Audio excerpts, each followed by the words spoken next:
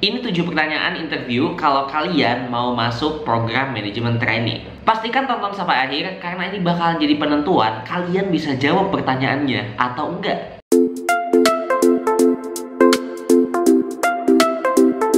Halo guys, balik lagi bersama aku Fauzi di channel Jejak Zamzami. Thank you banget buat teman-teman semuanya yang udah selalu nonton video-video aku. Dan buat teman-teman semuanya yang belum nonton, jangan lupa untuk tonton. Dan jangan lupa juga untuk like, comment, share, dan juga subscribe biar aku makin semangat untuk bikin video buat teman-teman semuanya. Nah, di video kali ini aku bakalan share ke kalian semuanya tentang pertanyaan interview apa aja yang biasanya ditanyakan ketika kalian itu interview manajemen training. Nah, overall biasanya kan kalau interview itu ada interview HR dan ada interview user. Di sini aku bakalan ngomongin pertanyaan apa aja yang sekiranya menurut aku tuh penting dan aku dapetin ketika interview HR ataupun interview user. Jadi ini merupakan gabungan keduanya. Karena kalau misalkan aku pisah-pisah nanti terlalu spesifik. Apalagi misalkan kayak interview user itu kan biasanya banyaknya case-case gitu. Ketika teman-teman daftar di industri keuangan, interview usernya tuh mungkin bakalan beda ketika teman-teman daftar di industri teknologi dengan bagian apa. Karena lebih ke case basis nantinya. Here we go, pertanyaan pertama. Apa yang kamu cari di program MT? Ini tuh sebenarnya sama aja kayak kalian ketika ditanya kenapa mau milih program MT. Nah, menurut aku teman-teman tuh harus jawab yang kiranya tuh beda sama orang lain. Maksudnya beda itu gimana sih kak? Gini, biasanya kan kalau rata-rata orang masuk MT itu karena dua hal. Pertama, alasannya tuh pasti dibilang kalau jenjang karirnya itu bagus. Atau yang kedua, biasanya karena ini lowongannya buat fresh graduate, which is dia fresh graduate juga. Nah, dari beberapa teman-teman yang aku bantu yang pernah one-on-one interview sama aku, rata-rata emang jawabnya kayak gitu. Sebelum lanjut, kalau misalkan kalian mau one-on-one interview bareng aku juga, nanti aku bakalan bantu untuk cross-check jawaban kalian itu bagus atau enggak. Kalau misalkan tertarik, langsung komen di bawah atau DM Instagram aku. So, cara jawabnya kayak gimana? Menurut aku, kalian tuh bisa jawab dengan menggunakan format star story kayak gini. Nah, jadi highlightnya itu ketika teman-teman mau mengeksekusi ide teman-teman, tapi nggak bisa karena teman-teman nggak punya jabatan di sana. Karena ketika di perusahaan, jabatan itu is a power gitu. Sehebat apapun ide kalian, kalau kalian nggak punya jabatan dan atasan kalian nggak mau mengeksekusi ide kalian, ya nggak bakal jalan-jalan juga. Jadi kalian bisa ceritain di awal kayak gini. Oke, ketika misalkan dulu gue itu kerja di tech industry, gue memiliki sebuah ide A. Gue rasa bahwa ide ini tuh bisa meningkatkan revenue perusahaan dari sekian persen ke sekian persen. Akhirnya gue coba melakukan riset-riset kecil dan melakukan hal-hal kecil untuk mendukung ide gue tersebut. Ternyata dari hal-hal kecil yang gue lakukan, gue bisa lihat bahwa ide gue itu bisa direalisasikan dan bisa mendapatkan revenue yang cukup besar. Akhirnya gue bawa tuh ide gue itu ke si atasannya. Cuman si atasannya nolak karena alasan XXX. Nah, dari sana gue ngerasa program manajemen training itu bisa ngebantu gue untuk mengakselerasi atau mengeksekusi ide gue. Karena ketika program MT itu dikaitkan dengan program fast track dan kita bakalan punya jabatan di sana yang udah ada line up-nya, gue bakalan dengan mudah untuk mengeksekusi ide gue kalau misalkan gue itu punya yang namanya jabatan. So, program MT is the choice for me. Kebayangkan alur pikirnya kayak gimana? Jadi kalian cari tahu dulu masalahnya mungkin yang dulu pengen kalian selesaikan, tapi nggak bisa karena terhalang jabatan. Makanya kenapa kalian apply manajemen training, singkatnya gitu. Kedua, MT itu kan merupakan program fast track. Nah, kira-kira strategi kalian untuk promosi jabatan itu kayak gimana? Nah, ini sebenarnya ditanyakan supaya ngelihat kalian itu kira-kira udah punya plan belum sih? Atau misalkan kalian adalah orang yang memang ngikutin alur aja. Saran dari aku, cara jawabnya itu kalian cukup jawab dengan beberapa hal ini. Misalkan, kalian kasih tahu kalau misalkan dalam 1 tahun ke depan, gue bakalan mencapai target, bakal melebihi target XXX. Sehingga dengan melebihi target XXX, gue akan mencapai KPI gue dan akan meningkatkan personal grade atau job grade gue nantinya. Nah, ketika personal grade gue itu udah naik nih, job grade itu kan biasanya ngikutin. Nah, ketika personal grade kita itu udah naik, nah biasanya kita bakal dipromosiin jabatan.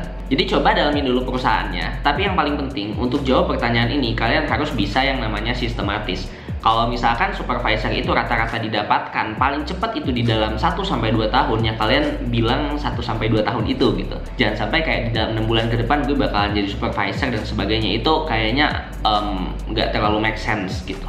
Ketiga, apa yang kalian ketahui tentang perusahaan ini? Nah, biasanya ini benar-benar pertanyaan yang lumayan cukup menjebak. Sebenarnya nggak menjebak juga, cuman emang HR-nya itu pengen tahu aja kalian tuh seberapa dalam sih menguasai tentang perusahaan ini. Mostly kan ketika kita apply, itu kadang nih, kita itu lihat perusahaannya, atau baca dulu, atau bahkan mungkin enggak. Atau ada juga nih case-nya misalkan kayak aku, itu baru baca beberapa perusahaannya atau profiling perusahaannya itu ketika diundang interview. Ini sebenarnya salah sih, jangan dicontoh karena emang ini my bad habit juga.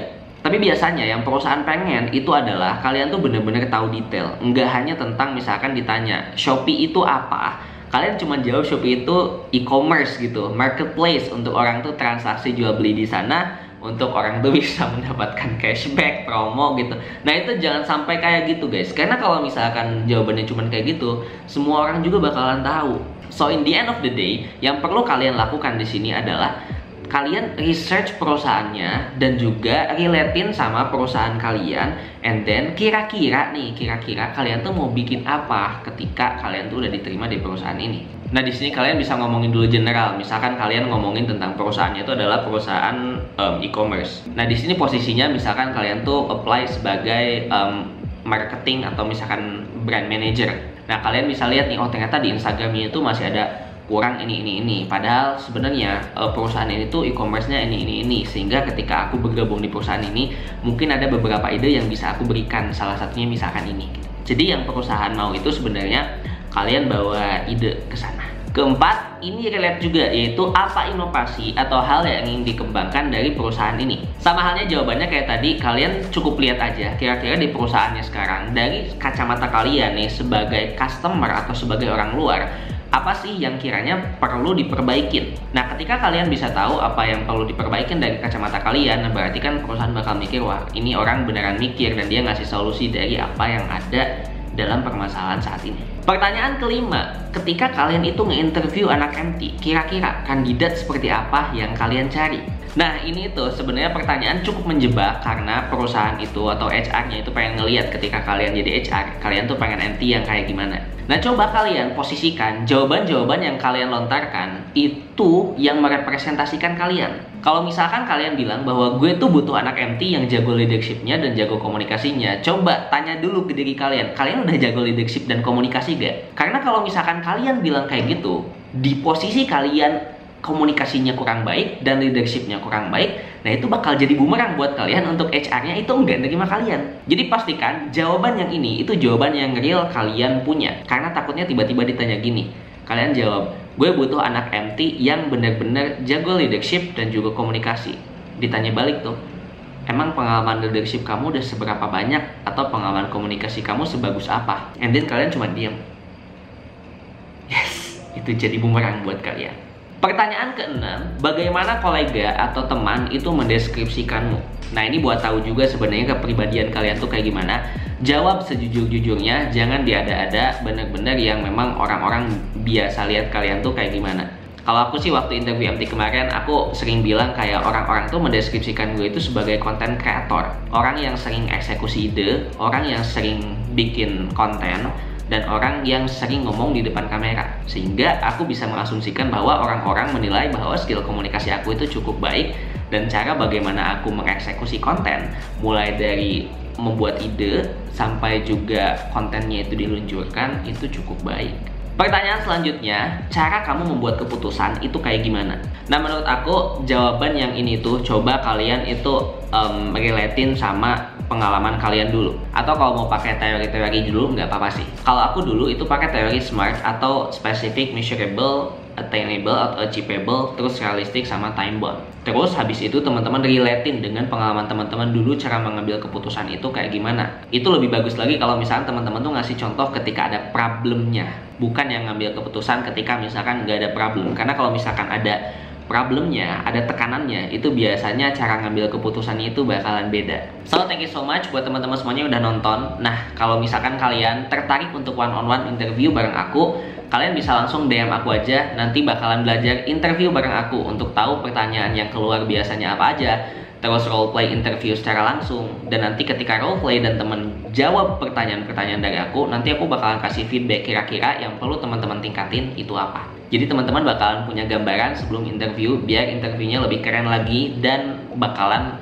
lolos nantinya. Aku udah one-on-one interview bersama beberapa orang juga. Ada yang mau daftar MT, ada yang mau daftar jadi officer di bank. Teman-teman juga bisa lihat testimoninya, itu ada di TikTok. Jadi aku sempat videoin juga ketika kita one-on-one interview itu kayak gimana, biar teman-teman ada gambaran kalau one-on-one sama aku tuh kayak gimana. So thank you so much guys for watching. Jangan lupa untuk like, comment, share, dan juga subscribe. See you next time and goodbye.